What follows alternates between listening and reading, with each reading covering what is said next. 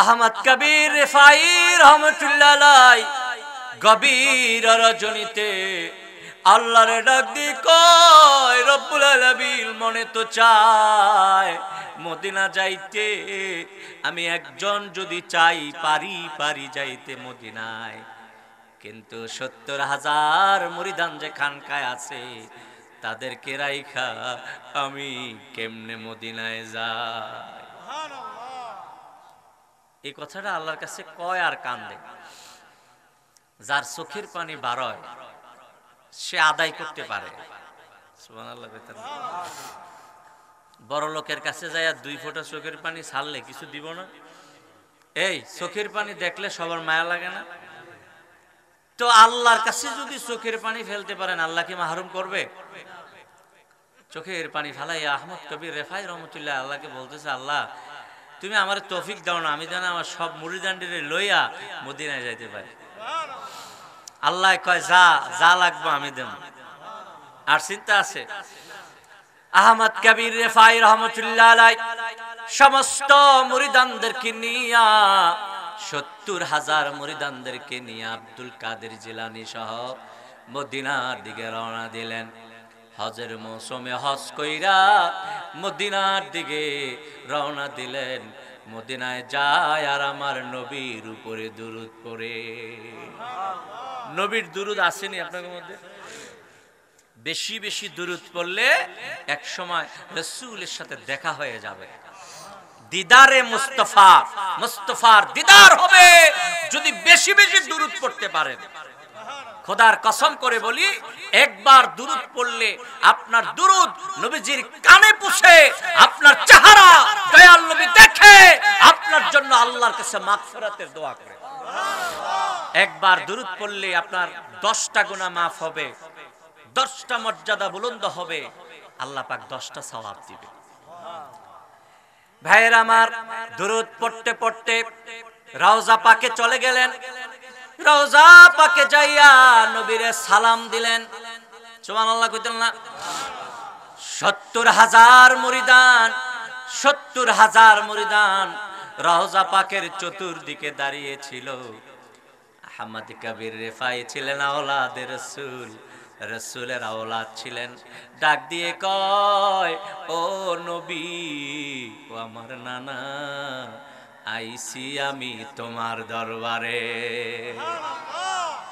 ইয়া রাসূলুল্লাহ ওয়া ইয়া হাবিবাল্লাহ, একাশি নাই আপনার ৭০,০০০ উম্মতদেরকে নিয়ে এসেছি। আইছি সালাম দিলাম, সালাম গ্রহণ করে।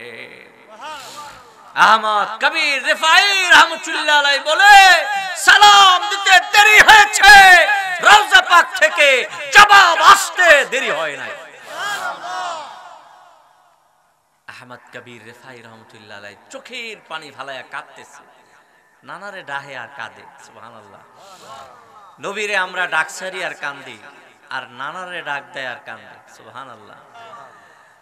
আহমদ কবির রেফাই ডাক দিয়ে কয়, ইয়া রাসূলুল্লাহ সাল্লাল্লাহু আলাইহি সাল্লাম, শুধু সালামের জবাব দিলে হবে না, আপনার নূরানি হাতটা বাহির করে দেন, আমি আহমদ কবির রেফাই হাতে ধরে চুমু খাবো।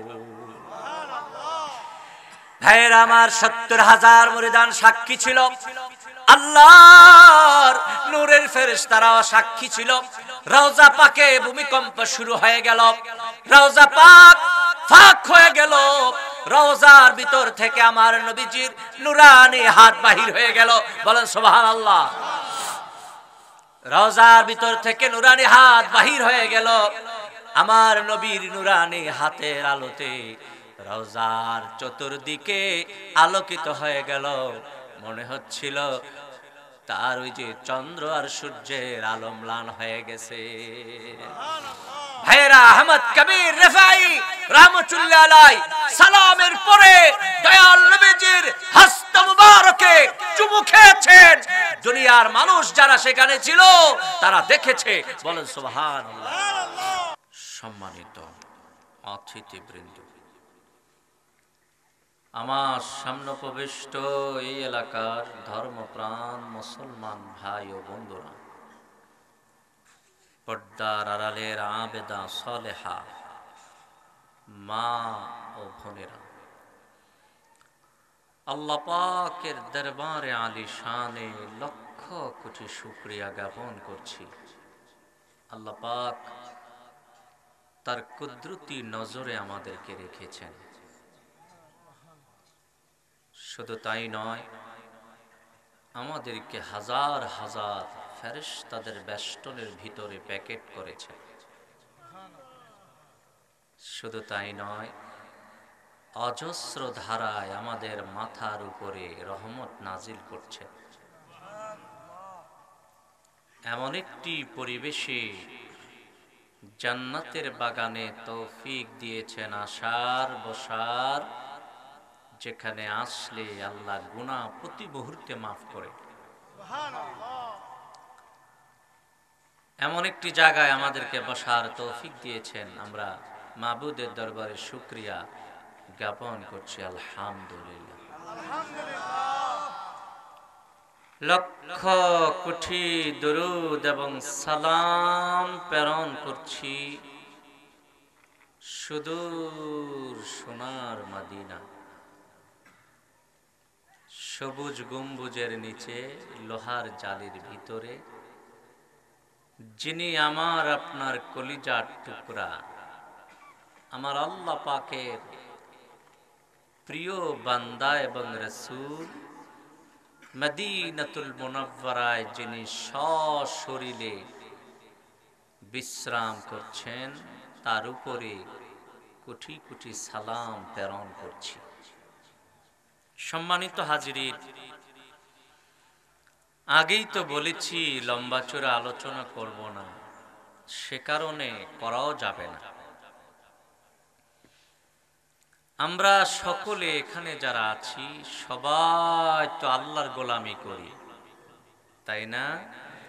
এই পৃথিবীতে আদম থেকে ঈসা পর্যন্ত যত নবী এবং রাসূল এসেছিলেন, নূর নবী সাল্লাল্লাহু আলাইহি ওয়াসাল্লামের পূর্বে যত মানুষ এবং জিন্নাত এসেছিলেন, বেঈমান ছাড়া সবাই আল্লাহর ইবাদত করেছে। ঠিক কিনা? আল্লাহর ইবাদতের দিক দিয়ে তারা একটা পর্যায়ে ছিল, কিন্তু তাদের মর্যাদা আর আমাদের মর্যাদা এক না। তারা শুধুমাত্র আল্লাহর গোলাম ছিল, বিভিন্ন নবীর উম্মত ছিল, কিন্তু আমরা এমন এক নবীর উম্মত যে নবীকে সৃষ্টি না করলে আল্লাহ কিছুই সৃষ্টি করতেন, যেই নবীর মায়ায় আল্লাহ গোটা পৃথিবী সমস্ত আলমকে সৃষ্টি করেছেন, যার প্রেমে আল্লাহ নিজে, যার প্রেমে তাকে হাবিবুল্লাহ উপাধি দিয়েছে। সব নবীরা আল্লাহর সাথে প্রেমের পাগল ছিল, আল্লাহ নিজে তার হাবিবের জন্য প্রেমে মাতোয়ারা। তিনি তার হাবিবকে চরম পর্যায়ের ভালোবেসে লকব দিয়েছেন হাবিবুল্লাহ। সেই নবীর উম্মত হতে পেরে খুশি না বেজার? আলহামদুলিল্লাহ বলবেন। আমরা জীবনে আল্লাহর কাছে কোনোদিন বলি নাই মাওলা মুহাম্মদ সাল্লামের উম্মত বানাইও। বলেছি? বলেছি? তারপরও আল্লাহ উম্মত বানিয়েছেন।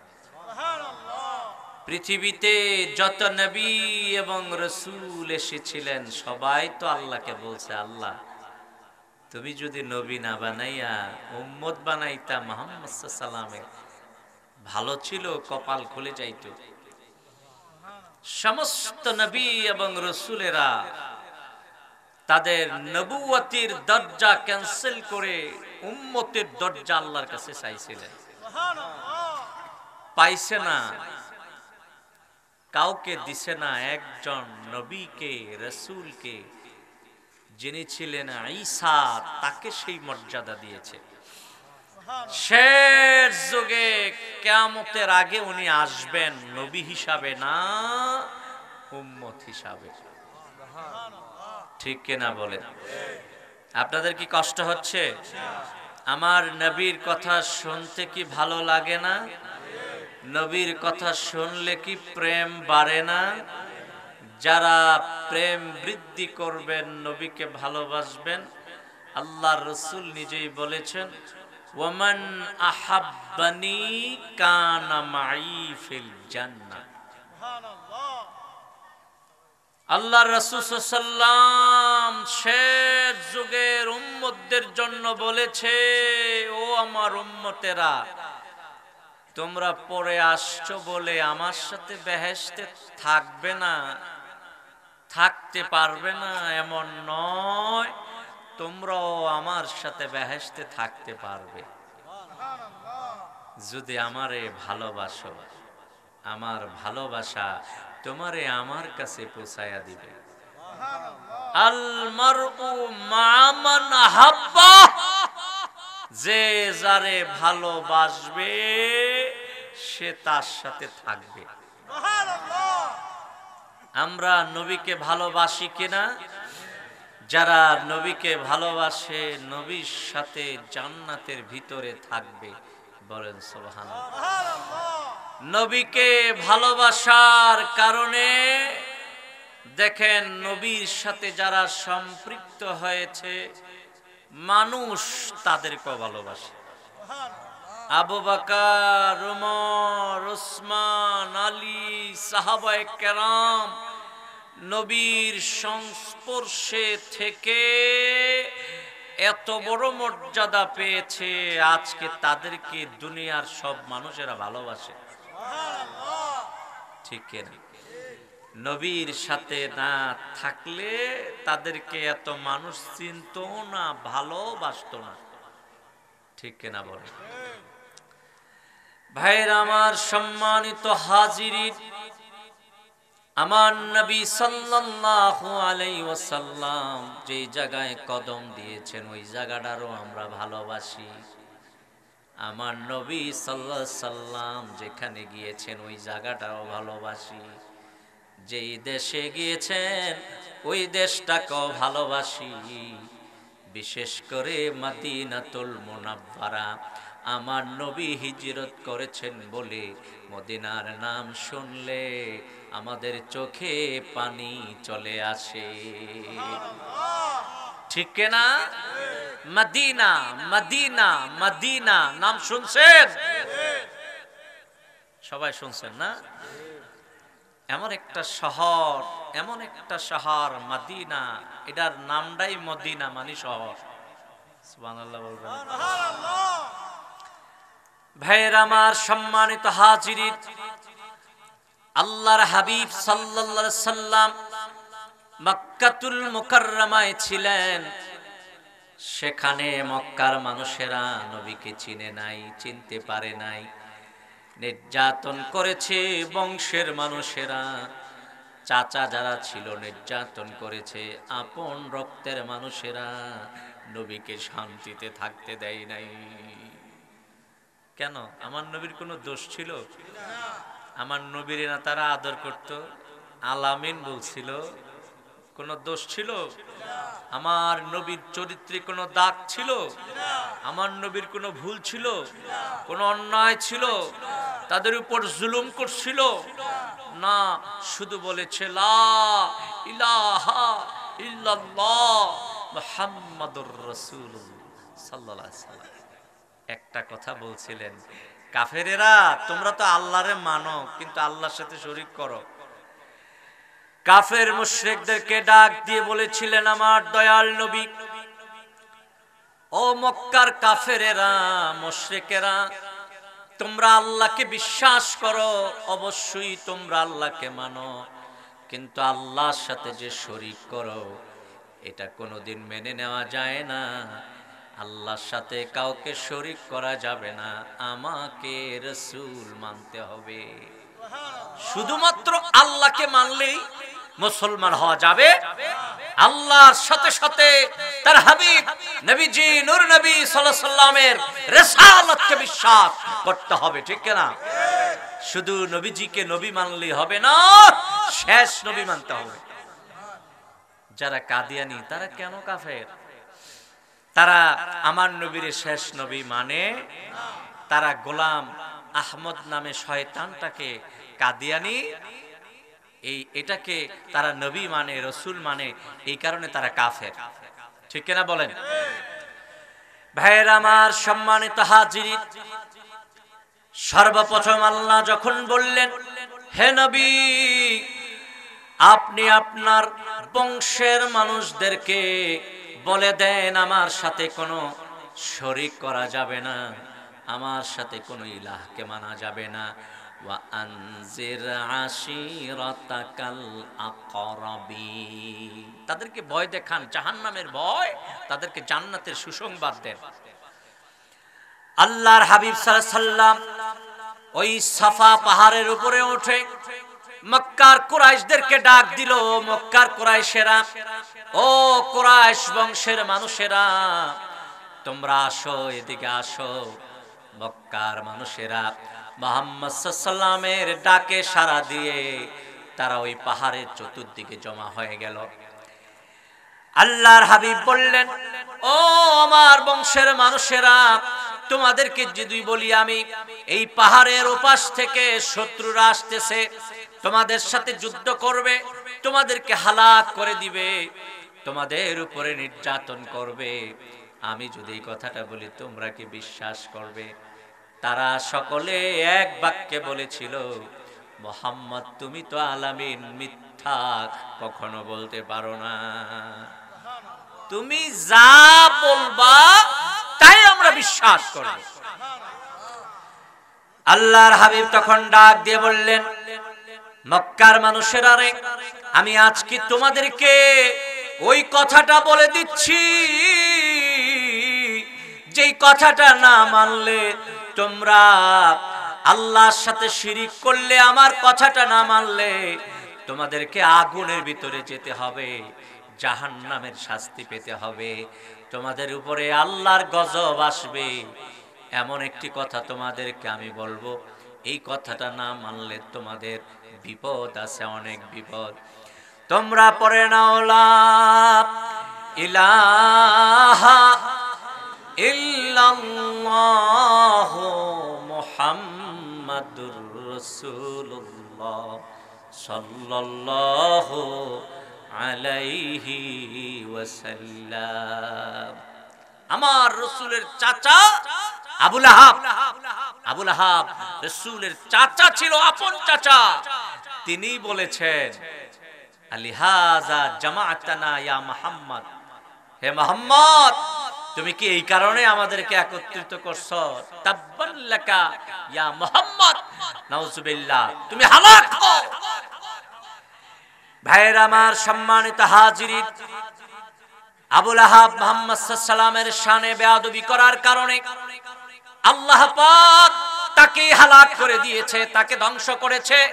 শুধু তাই নয়, শুধু তাই নয়, এখনো তার গজবের উপরে একটা সূরা আল্লাহ নাজিল করেছেন। আল্লাহ পাক বলেছেন, নবীজি আপনি তো হালাক হবেন না, সেই হালাক হয়ে যাবে। ভাইয়ের আমার, আবু লাহাবের উপরে ধ্বংস, আবু লাহাবের উপরে আযাব এসেছে। আবু লাহাব আল্লাহর আযাবে হালাক হয়ে গেছে, ঠিক কিনা? এখনো গজবে আছে, ঠিক কিনা বলেন? ভাইয়ের আমার, সম্মানিত হাজিরিন, তারপর থেকে আল্লাহর হাবিব দাওয়াত দিচ্ছিলেন। আল্লাহর হাবিব সাল্লাল্লাহু আলাইহি সাল্লাম যখন মানুষদেরকে একত্ববাদের দাওয়াত দিচ্ছিলেন, মক্কার মানুষেরা আমার নবীকে বরদাস্ত করতে পারে নাই। আল্লাহর হুকুমে নূর নবী সাল্লাল্লাহু আলাইহি সাল্লাম মদিনাতুত তাইয়্যিবায় চলে যাওয়ার কোনো ইচ্ছা আমার নবীর ছিল না, কোনো প্ল্যান ছিল না। আল্লাহর হুকুম এসেছে বলে মদিনায় হিজরত করেছেন। মদিনাতুল মুনাওয়ারায় আল্লাহর হাবিবের কদম পড়েছে বলে আমরা ওই মদিনাতুল মুনাওয়ারার জমিনটাকেও ভালোবাসি, ঠিক কিনা? আল্লাহর হাবিব সাল্লাল্লাহু আলাইহি সাল্লাম নিজে এত বেশি মদিনারে ভালোবাসতেন, মদিনাতুল মুনাওয়ারাকে এত বেশি ভালোবাসতেন, আল্লাহর হাবিব দোয়া করেছেন, আমার নূর নবী সাল্লাল্লাহু আলাইহি সাল্লাম দোয়া করেছেন, আল্লাহুম্মা হাব্বিব ইলাইনাল মাদিনা কাহুব্বিনা মক্কাতা আও আসাদ। আল্লাহকে ডাক দিয়ে বলেছেন রব্বুল আলামিন, মদিনার ভালোবাসা আমার অন্তরে, আমাদের অন্তরে এত বেশি দাও, এত বেশি দাও, এত বেশি দিয়ে দাও, যেভাবে আমরা মক্কারে ভালোবাসি বরং মক্কার ভালোবাসা থেকে মদিনার ভালোবাসা বাড়ায়া দাও। মদিনার ভালোবাসা আল্লাহর হাবিবের মধ্যে এত বেশি ছিল, এত বেশি ছিল, কোন সাহাবী যদি মদিনার বাইরে যাইয়া বড় সরো জায়গা নিয়ে বাড়ি করতে চাইতেন, আল্লাহর হাবিব বলতেন আল মদিনাতু খায়রুল লাকুম, আল মদিনাতু খায়রুল লাহুম। মদিনার বাইরে যাইও না, মদিনা তোমাদের জন্য ভালো জায়গা। সুবহানাল্লাহ। এবার চিন্তা করে দেখেন আমার নবী সাল্লাল্লাহু আলাইহি সাল্লাম মদিনারে কত ভালোবাসতেন। আজকে তাকাইলে দেখবেন যারা আশিকে রাসূল তারা মদিনার শানে কত রঙের গজল আর নাত শরীফ গায়, ঠিক কিনা? কতজনে কত রকমের প্রশংসায় লিপ্ত। আমার নবীর প্রশংসার সাথে মদিনার প্রশংসা আছে, ঠিক কিনা বলেন? সোনার মদিনা বহু দূরে, কিন্তু মদিনাওয়ালা আমার অন্তরে। সুবহানাল্লাহ কইতে না? ভাইয়েরা আমার, সম্মানিত হাজিরিন, শুধু এ যুগের মানুষেরা মদিনার প্রেমে পইরা গজল বা নাত শরীফ বলে নাই, পিছনেও যত উম্মত এসেছিল, পিছনেও যত মানুষ ওলি আল্লাহর এসেছিল, তারা মদিনার প্রেমে পড়ে কেঁদেছিল। মদিনায় যাওয়া এটা আমাদের প্রাণের একটা আশা। আপনারা এখানে যারা আছেন তারা কি মদিনায় যেতে চান না? সবাই চান? টাকা আছে? এই টাকা আছে? মদিনায় যেতে আপনাদের কি টাকা লাগে না? তাহলে টাকা না নিয়ে আসালেও বেরিয়েছেন, টাকা ছাড়া বাজারে গেলে বাজার পাইবেন। কিন্তু মদিনা এমন একটি জায়গা যারা আশা করে তারা যেতে পারে। টাকা লাগে না, টাকার ব্যবস্থা করেন যিনি, তিনি কে? ইন্নাল্লাহা গানিয়ুন ওয়া আনতুম ফুকারা। মনে করছেন বড় লোকেরা শুধু মদিনায় যায়? হ্যাঁ, না না, গরিবেরও যায়, যার টাকা নাই, পয়সা নাই, মনে মনে কান্দে, আল্লাহ আমারে কি মদিনা নিবানা, মনে চায় রিয়া যাইতাম সোনার মদিনা। আবার অনেকে কয় আল্লাহ পাখি যদি হইতাম আমি যাইতাম মদিনা। এইভাবে যারা চোখের পানি ফালাইয়া রাত দিন কাঁদে আর আল্লাহরে বলে, আল্লাহ তুমি কি আমারে কৌশল করে মদিনা নিতে পারো না? কত পশু পাখি মদিনার চতুর্দিক দিয়ে ঘুরে, কত পাখিরা উইরে উইরে সোনার মদিনা যায়, তুমি কি পারো না আমারে পাখি বানাইয়া দিতা, আমি উইরা চলে যাইতাম। আল্লাহ ডাক দিয়ে কয়, বান্দা মদিনার প্রেমে পইরা তুমি কান্দো, তোমার আশাটা তোমার মন থেকে তুমি কান্দো, তোমার আশাটা সাচ্চা আশা।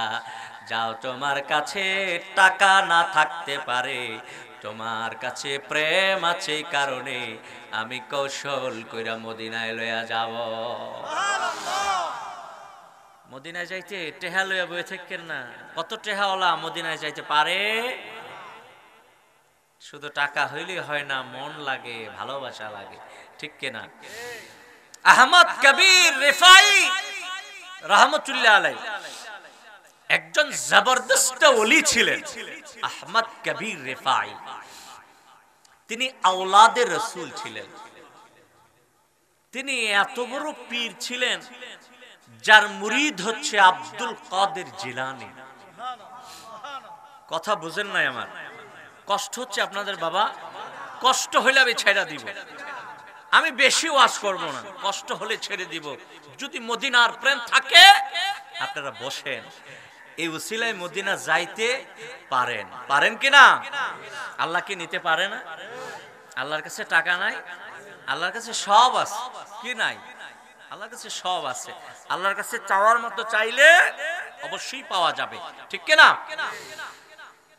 আহমদ কবির রেফাই রহমতুল্লাহ আলাইহি তিনি আল্লাহর এত বড় ওলি ছিলেন যার মুরিদ ছিল আব্দুল কাদের জিলানী। তিনি একজন পীর ছিলেন, তার খানকা শরীফ ছিল আহমদ কবির রেফাই রহমতুল্লাহ আলাইহির খানকায় সব সময় ৭০,০০০ মুরিদান জিকির আজকার করতেন। বাংলাদেশে বর্তমানে এমন পীর আসেনি ২৪ ঘন্টা ৭০,০০০ মুরিদানেরা খানকায় বসে থাকে? আছে? মাহফিলে হয়, অনেক লোক হয়, লাখ লাখ লোক হয়, কিন্তু ২৪ ঘন্টা খানকায় হুজুরের সোহবতে থাকতো এমন বড় খানকা বাংলাদেশে নাই। আপনারা কি জানেন আছে কোথাও? আহমদ কবির রেফাই রহমতুল্লাহ আলাইহি এত বড় আল্লাহর ওলি ছিলেন, তার প্রধান শাগরিদের নামটা শুনলেই বোঝা যায় তিনি কত বড় ওলি ছিলেন। কারণ আব্দুল কাদের জিলানী রহমতুল্লাহ আলাইহি যার কাছে মুরিদ হয়েছেন তিনি তো ওলিদের বাদশাহ ছিলেন, ওলিদের বাদশাহ ছিলেন। আব্দুল কাদের জিলানী ওলিদের সরদার ছিলেন। তার পীর যিনি, তিনি কোন দরজার ওলি একটু চিন্তা করলেই বোঝা যাবে, ঠিক কিনা? তিনি আল্লাহর কাছে সব সময় কইতেন, আল্লাহ মদিনায় তো আমার যাইতে মনে চায়, আমি কেমনে যাই কও তো আল্লাহ। আচ্ছা আল্লাহ, আমার এই খানকায় ৭০,০০০ মুরিদ থাকে, আমি যখন মদিনার দিকে রওনা দিব আমার মুরিদের মন কাঁদবে না? আল্লাহর সাথে গোপন কথা বলে। সুবহানাল্লাহ। জীবনে আল্লাহর সাথে গোপন কথা বলছেন? গভীর রাতে উঠা উঠা মাঝে মাঝে চোখের পানি ফালাইয়া ২ রাকাত, না পারলে ২ রাকাত নামাজ পড়বেন, তাহাজ্জুদের নামাজ। ওয়া মিনাল লাইলি ফাতাহাজ্জাত বিহি নাফিলাতাল লাক। তাহাজ্জুদ নামাজ নফল নামাজের মধ্যে সবচেয়ে উৎকৃষ্ট নামাজ, ফরজের পরে সবচেয়ে দামি নামাজ হচ্ছে তাহাজ্জুদের নামাজ। বাবা, যারা ওলি হয় তারা রাত জাগে, তারা ঘুমায়া ওলি হয় না। আজকে একটা রাত মাহফিলটায় বসে থাকতে পারলেন না, ওলিরা এমনি ওলি হইছে না, কষ্ট কইরা মুজাহাদা করে তারা ওলি হয়েছে, তারা নবী পেয়েছে, মদিনায় গিয়েছে, সালাম দিয়েছে, সালামের জবাব নিজ কানে শুনেছে। সুবহানাল্লাহ। এই যে অঘমা করছেন, কেন করছেন? আল্লাহকে খুশি করার জন্য, ঠিক কিনা? প্রতি রাত কিভাবে করেন? সন্ধ্যাবেলা এশারের নামাজ পড়া খাইয়া দেয়া ঘুমাইয়া যান। হ্যাঁ, মাঝে মাঝে একটু তাহাজ্জুদ করতে পারেন না বাবা? মনটা কি চায় না আল্লাহর সাথে গোপন আলাপ করতে? তারাক্তুন নাওমা রাব্বি ফিল লায়ালি, তারাক্তুন নাওমা রাব্বি ফিল লায়ালি রিআজরি যাকা ইয়া মাওলাল মাওয়ালি। এই যে রাত্র অগমা, এই যে ঘুমকে হারাম করে এই যে আল্লাহকে তালাশ, এটা শুধু আল্লাহর জন্যই, ঠিক কিনা বলে? আল্লাহর ওলি বলেছে রব্বুল আলামিন, আমি যখন সব বেদারি করি, আমি যখন সব গুজারি করি, আমি যখন অগমা করি, আমি যখন ঘুমকে ছেড়ে মুসল্লায় বসে যাই, তোমার তালাশি বসি, অন্য কোনো ইচ্ছা নাই, তোমার ভালোবাসা ছাড়া, তোমার নবীর ভালোবাসা ছাড়া আমি মুসল্লায় বসি না। মাঝে মাঝে আল্লাহর সাথে একটু গোপন কথা তাহাজ্জুদের সময় বলা যায় না? যায় না? কষ্ট বেশি হবে? খেলা দেখতে কষ্ট হয় না? এই রাতভর খেলা দেখতে কষ্ট হয় না? তাইলে মাঝে মাঝে, প্রতিদিন না পারেন, মাঝে মাঝে একটু কথা বললে তো আল্লাহ মজা লাগাই দিব, পরে ঘুমাইতে পারবেন না। সুবহানাল্লাহ। আহমদ কবির রেফাই রহমতুল্লাহ আলাইহি গভীর রজনীতে আল্লাহরে ডাক দি কয় রব্বুল আলামিন মনে তো চায় মদিনা যাইতে, আমি একজন যদি চাই পারি যাইতে মদিনায়, কিন্তু ৭০,০০০ মুরিদান যে খানকায় আছে তাদেরকে রাইখা আমি কেমনে মদিনায় যাই। এই কথাটা আল্লাহর কাছে কয় আর কান্দে। যার চোখের পানি বাড়য় সে আদায় করতে পারে। সুবহানাল্লাহ। বড় লোকের কাছে যায় 2 ফোঁটা চোখের পানি ছাড়লে কিছু দিব না? এই চোখের পানি দেখলে সবার মায়া লাগে না? তো আল্লাহর কাছে যদি চোখের পানি ফেলতে পারেন আল্লাহ কি মাহরুম করবে? চোখের পানি ফেলাই আহমদ কবির রেফাই রহমতুল্লাহ আল্লাহকে বলতেছে, আল্লাহ তুমি আমার তৌফিক দাও না, আমি যেন আমার সব মুরিদানদের লইয়া মদিনায় যাইতে পারি। আল্লাহ কয় যা লাগবে আমি দেব। আর চিন্তা আছে? আহমদ কবির রেফাই রহমতুল্লাহ আলাইহি সমস্ত মুরিদানদেরকে নিয়া ৭০,০০০ মুরিদানদেরকে নিয়ে আব্দুল কাদের জিলানী সহ মদিনার দিকে রওনা দিলেন। হজের মৌসুমে হজ কইরা মদিনার দিকে রওনা দিলেন। মদিনায় যায় আর আমার নবীর উপরে দুরূদ পড়ে। নবীর দুরূদ আসেনি আপনাদের মধ্যে? বেশি বেশি দুরূদ পড়লে এক সময় রাসূলের সাথে দেখা হয়ে যাবে। দিদারে মুস্তাফা, মুস্তাফার দিদার হবে যদি বেশি বেশি দুরূদ পড়তে পারেন। খোদার কসম করে বলি, একবার দুরূদ পড়লে আপনার দুরূদ নবীজির কানে পৌঁছে আপনার চেহারা দয়াল নবী দেখে আপনার জন্য আল্লাহর কাছে মাগফিরাতের দোয়া করে। একবার দুরূদ পড়লে আপনার 10টা গুনাহ মাফ হবে, 10টা মর্যাদা বুলন্দ হবে, আল্লাহ পাক 10টা সওয়াব দিবে। ভাইয়ের আমার, দুরূদ পড়তে পড়তে রওজা পাকে চলে গেলেন। রওজা পাকে যাইয়া নবীরে সালাম দিলেন। সুবহানাল্লাহ কইতেন না? ৭০,০০০ মুরিদান, ৭০,০০০ মুরিদান রওজা পাকের চতুর্দিকে দাঁড়িয়ে ছিল। আহমদ কবির রেফাই ছিলেন আওলাদের রাসূল, রাসূলের আওলাদ ছিলেন। ডাক দিয়ে কয়, ও নবী, ও আমার নানা, আইসি আমি তোমার দরবারে। ইয়া রাসূলুল্লাহ ওয়া ইয়া হাবিবাল্লাহ, একাশি নাই আপনার ৭০,০০০ উম্মতদেরকে নিয়ে এসেছি। আইসি সালাম দিলাম, সালাম গ্রহণ করে।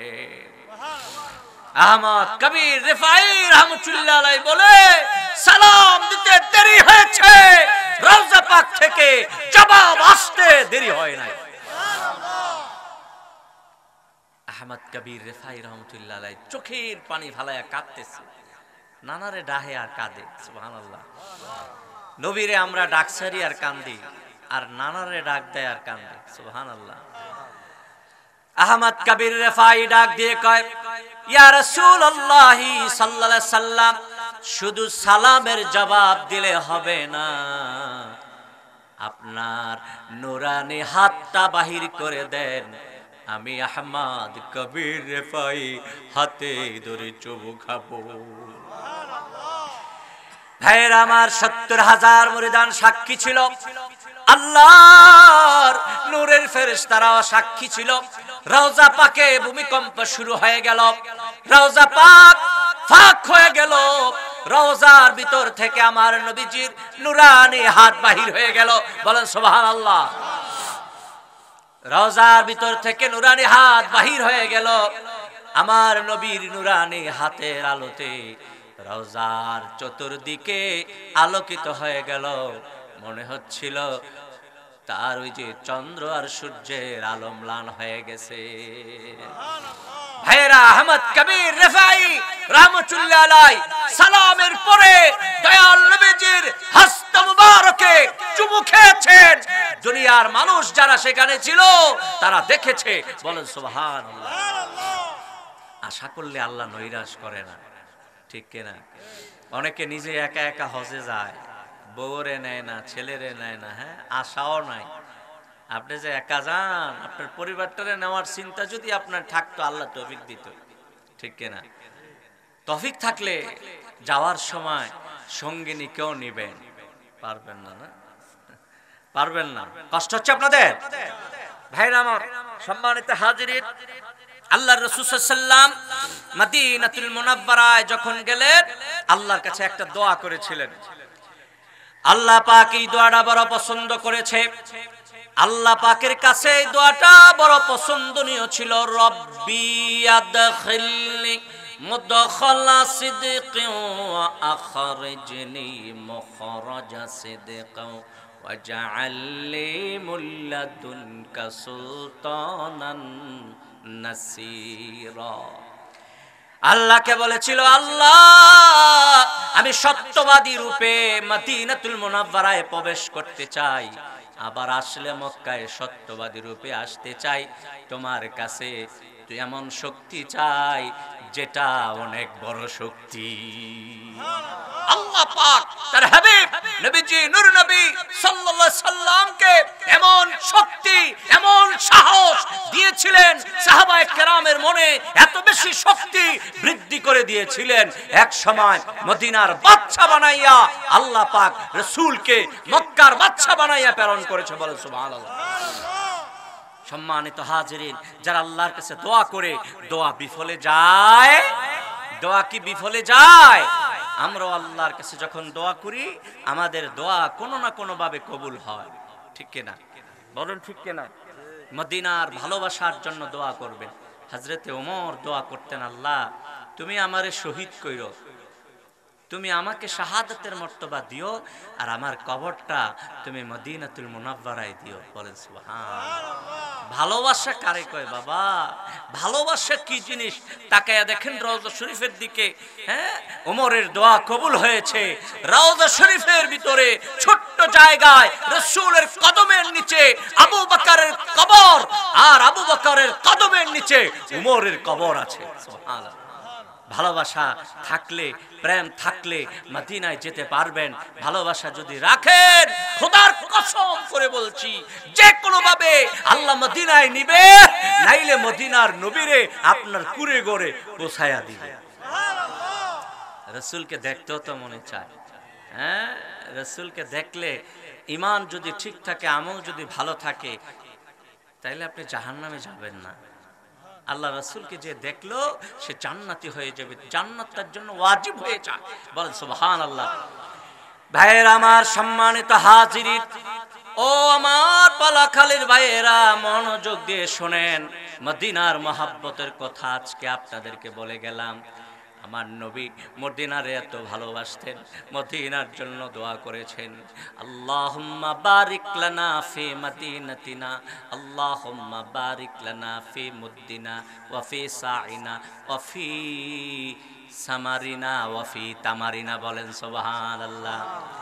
মদিনার প্রেমে পড়ে আল্লাহর হাবিব সাল্লাল্লাহু আলাইহি সাল্লাম দোয়া করেছেন, আল্লাহ মদিনায় বরকত দাও, মদিনার জবের মধ্যে বরকত দাও, মদিনার আটার মধ্যে বরকত দাও, মদিনার কেজির মধ্যে বরকত দাও, শেরের মধ্যে বরকত দাও, মদিনার রন্ধ্রে রন্ধ্রে তুমি বরকত দ্বারা ভরপুর করে দাও। মদিনায় বরকত আছে কিনা? যারা মদিনাতুল মুনাওয়ারায় যায়, গিয়েছে, দেখেছে, মদিনায় আল্লাহ এত বেশি বরকত দিয়েছে, সারা পৃথিবীতে জানায় মদিনায় তার চেয়ে বেশি আছে। আমার নবীর দোয়ার ফসল, ঠিক কিনা?